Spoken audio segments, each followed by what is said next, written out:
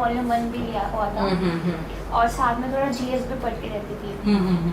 फिर जैसे मेरी ग्रेजुएशन खत्म हुई तो फिर मेरे को पहले ऐसा कुछ नहीं था कि मुझे एसएससी करना है, ये करना है। तो मेरे फ्रेंड है अंकित, उन्होंने मुझे बताया था कि एसएससी अच्छा ऑप्शन है, मुझे एमबीए करना था। तो फिर मैं इस लाइन में आई। फिर मैंने यहाँ पे जब मैं शिफ्ट हुई जुलाई में मैं आई थी, उसके बाद फिर मैंने आपका बैच लिया था। 17 बैच था, बीओडी लिया था मैंने आपका। तो आई थिंक मुझे डेट भी याद है, 10 अगस्त समथिंग मैंने बैच लिया था आपका। फिर मैंने उससे पढ़ा क्योंकि मुझे यूँ था, हम लोग स्कूल में पढ़ते हैं बट वो ग्रामर नहीं पता होता, हमें सब चीज़ें पता होते हैं, नाउन नहीं होता है ज़्यादा, नहीं कि एसएससी में क्या आता है।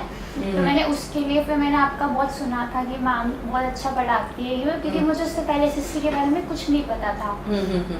तो फिर मैंने आपका बैच लिया, फिर मैंने उससे अच्छे से पूरा पढ़ा उसको। आपके शुरू में मैंने नोट्स भी बनाए थे आपके, पर फिर वही है ना, उसके बाद आपकी बुक आ गई थी क्रैश नोट्स, पहले वो वॉल्यूम 1 ही आती थी। फिर मैंने सोचा कि उससे टाइम वेस्ट हो रहा है, मुझे जल्दी करना था क्योंकि वो आने वाला था पेपर भी, मैंने सीजे भी दिया है। तो फिर मैंने आपकी फटाफट क्लासेस देखती थी कि मुझे ये था दिन में चाहे जल्दी से फिनिश करना है, जितना जल्दी हो सके। तो मैंने उसको कंप्लीट किया। उसके क्लास नोट्स बाद में रिवीजन पे वो पढ़ती थी, और वॉल्यूम 1 में हमेशा पढ़ती थी। मुझे आज भी मैं पढ़ती हूँ, आज भी वॉल्यूम 1, क्योंकि मुझे आगे देकर एग्जाम देना है तो मुझे सबसे बेस्ट बुक लगती है। और मैंने वो प्रैक्टिस के लिए भी आपका एक बैच लिया था, जो प्रीवियस ईयर है ना 75 ऐसे कुछ होता है, तो मैंने उसकी क्लासेस भी देखी थी कि थोड़ा आइडिया हो जाए कि कैसे पेपर आता है, क्योंकि थोड़ा आइडिया नहीं हुआ तो बहुत ज़्यादा आइडिया हो गया। हाँ वो है। तो बस उसके लिए मैं अपना पढ़ती थी।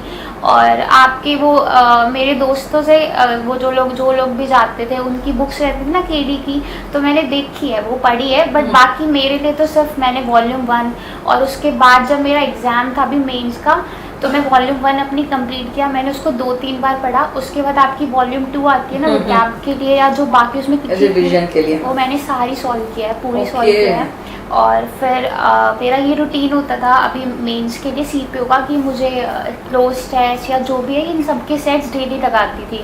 जैसे 10 मैंने क्लोज टेस्ट के सेट्स लगा लिए, PQRS 10 या 15 डेली का टारगेट लेके चलती थी, वो सोल्व किया। 5 रीडिंग कॉम्प्रिहेंशन डेली का किया। तो और फिर साथ एक लिस्ट बनाती थी कि आज इतना गलत हुआ, कल इसको सही करना है।